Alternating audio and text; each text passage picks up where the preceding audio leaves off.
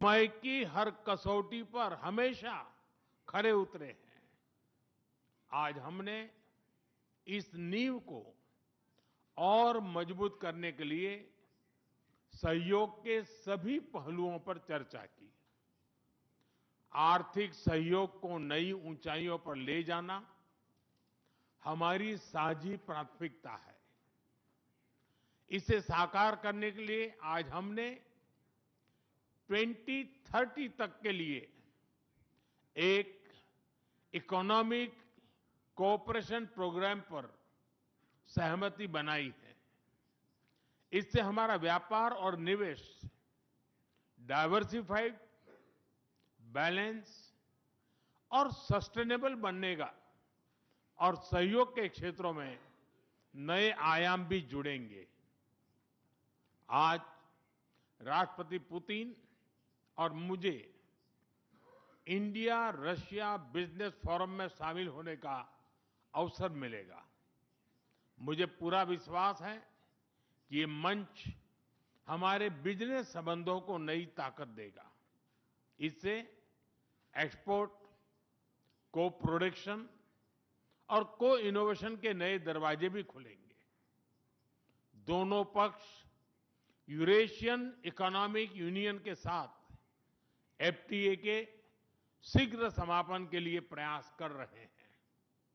कृषि और फर्टिलाइजर के क्षेत्र में हमारा करीबी सहयोग फूड सिक्योरिटी और किसान कल्याण के लिए महत्वपूर्ण है। मुझे खुशी है कि इसे आगे बढ़ाते हुए अब दोनों पक्ष साथ मिलकर यूरिया उत्पादन के प्रयास कर रहे हैं। फ्रेंड्स, दोनों देशों के बीच कनेक्टिविटी बढ़ाना हमारी मुख्य प्राथमिकता है।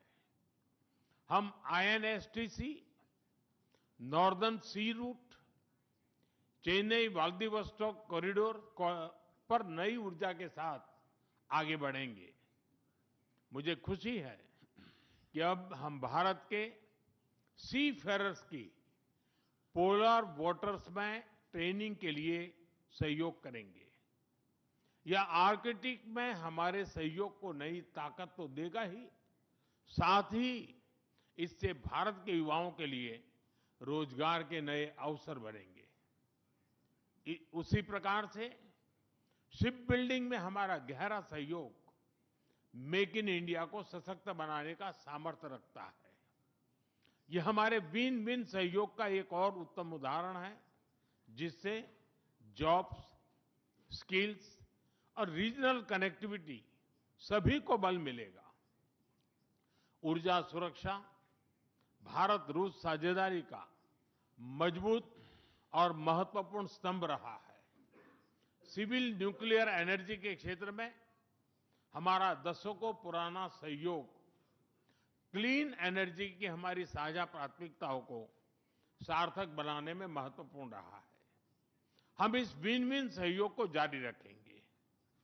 क्रिटिकल मिनरल्स में हमारा सहयोग पूरे विश्व में सिक्योर और डाइवर्सिफाइड सप्लाई चेन सुनिश्चित करने के लिए महत्वपूर्ण है। इससे क्लीन एनर्जी, हाईटेक मैन्युफैक्चरिंग और न्यू एज इंडस्ट्रीज में हमारी साझेदारी को ठोस समर्थन मिलेगा। फ्रेंड्स, भारत और रूस के संबंधों में हमारे सांस्कृतिक सहयोग और पीपल टू पीपल टाइज का विशेष महत्व रहा है। दशकों से दोनों देशों के लोगों में एक दूसरे के प्रति स्नेह, सम्मान और आत्मीयता का भाव रहा है। इन संबंधों को और मजबूत करने के लिए हमने कई नए कदम उठाए हैं। हाल ही में रूस में भारत के 2 नए कॉन्सुलेट्स खोले गए हैं। इससे दोनों देशों के नागरिकों के बीच संपर्क और सुगम होगा और आपसी नजदीकियां बढ़ेगी। इस वर्ष अक्टूबर में लाखों श्रद्धालुओं को काल्मिकिया में इंटरनेशनल बुद्धिस्ट फोरम में भगवान बुद्ध के पवित्र अवशेषों का आशीर्वाद मिला। मुझे खुशी है कि शीघ्र ही हम रूसी नागरिकों के लिए निःशुल्क 30 डे ई टूरिस्ट वीजा और 30 डे ग्रुप टूरिस्ट वीजा की शुरुआत करने जा रहे हैं। मैन पावर मोबिलिटी हमारे लोगों को जोड़ने के साथ साथ दोनों देशों के लिए नई ताकत और नए अवसर क्रिएट करेगी। मुझे खुशी है कि इससे बढ़ावा देने के लिए आज 2 समझौते किए गए हैं। हम मिलकर वोकेशनल एजुकेशन, स्किलिंग और ट्रेनिंग पर भी काम करेंगे।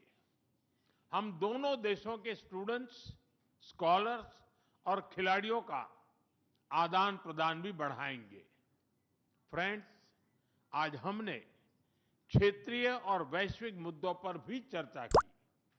यूक्रेन के संबंध में भारत ने शुरुआत से शांति का पक्ष रखा है।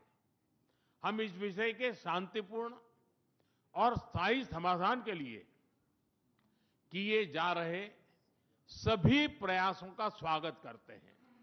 भारत सदैव अपना योगदान देने के लिए तैयार रहा है और आगे भी रहेगा। आतंकवाद के विरुद्ध लड़ाई में भारत और रूस ने लंबे समय से कंधा मिलाकर सहयोग किया है। पहलगाम में हुआ आतंकी हमला हो या क्रोकस सिटी हॉल पर किया गया कायरतापूर्ण आघात, इन सभी घटनाओं की जड़ एक ही है। भारत का अटल विश्वास है कि आतंकवाद मानवता के मूल्यों पर सीधा प्रहार है और इसके विरुद्ध वैश्विक एकता ही हमारी सबसे बड़ी ताकत है। भारत और रूस के बीच यूएन, G20, ब्रिक्स, एससीओ तथा अन्य मंचों पर करीबी सहयोग रहा है। करीबी तालमेल के साथ आगे बढ़ते हुए हम इन सभी मंचों पर अपना संवाद और सहयोग जारी रखेंगे। एक्सेलेंसी, मुझे पूरा विश्वास है कि आने वाले समय में हमारी मित्रता हमें ग्लोबल चैलेंजेस का सामना करने की शक्ति देगी और यही भरोसा हमारे साझा भविष्य को और समृद्ध करेगा। मैं एक बार फिर आपको और आपके पूरे डेलीगेशन को भारत यात्रा के लिए बहुत बहुत धन्यवाद देता हूं। स्पासिबा।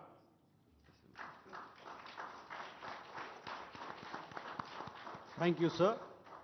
May I now request His Excellency, Mr. Vladimir Putin, President of the Russian Federation, to give his remarks to the media.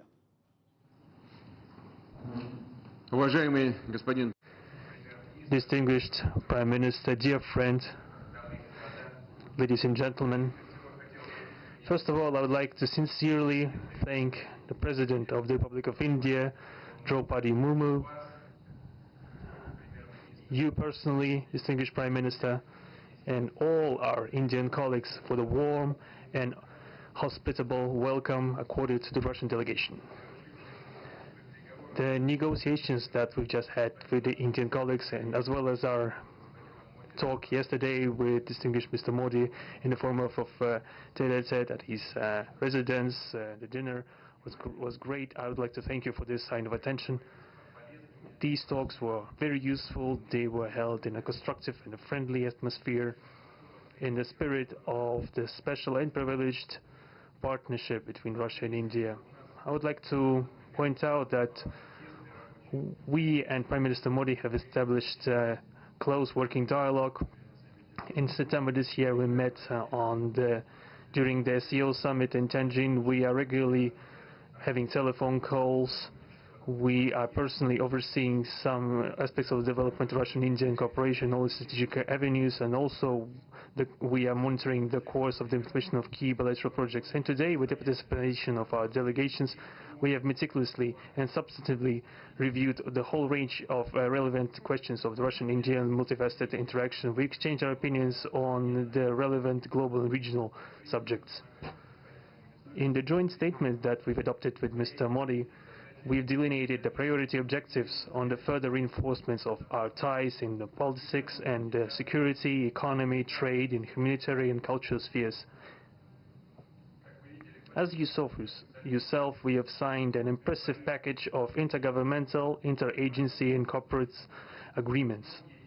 Many of those agreements are intended to broaden the economic cooperation between Russia and India. And this is entirely natural, due to the fact that our countries are important partners of one another in trade, investment and technologies. Last year, our bilateral trade turnover has grown by 12%, setting another record. According to different data, this number may look different, but it is generally around $64 billion US. Currently, we are forecasting that the results of this year will remain at the same impressive level. At the same time, as I perceive it, we are up to the task of getting this number to the level of $100 billion.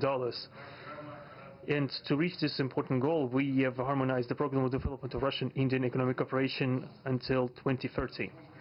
This comprehensive document gives us concrete set of objectives. The Intergovernmental Commission, the ministries and different agencies of the economic bloc of both countries have set objectives to remove barriers hampering the goods flows and capitals, the implementation of joint projects and deep technology and innovation cooperation. And distinguished Prime Minister gave us a whole list of challenges that deserve the most attentive focus of our government. We will do that.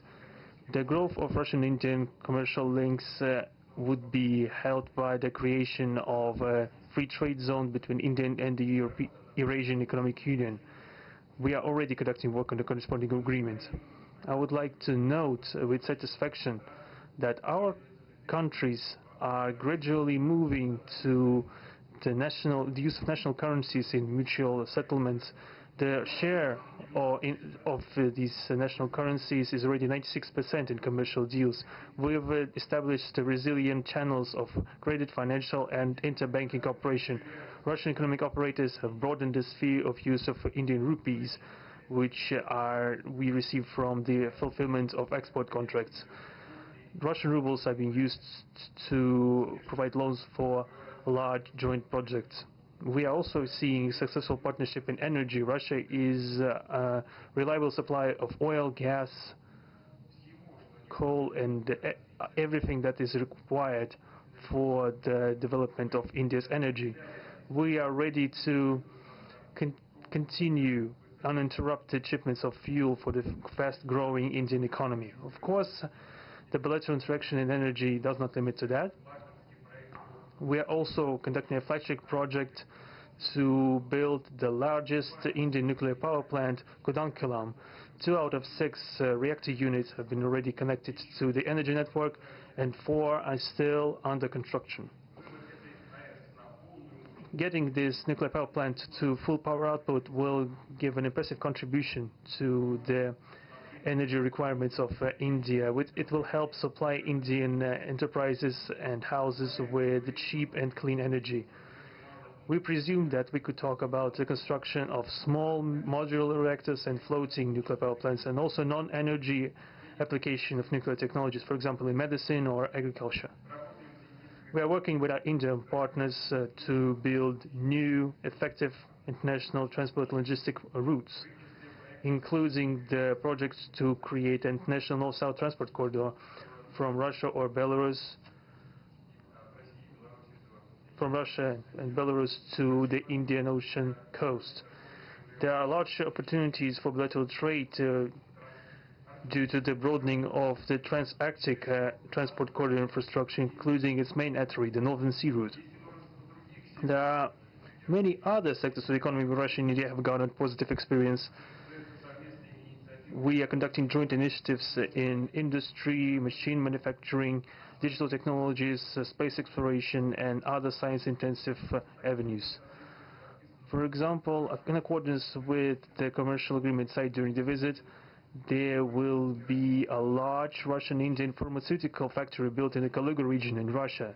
We will be starting the production of high-quality anti-tumor medicinal drugs using the advanced Indian technology.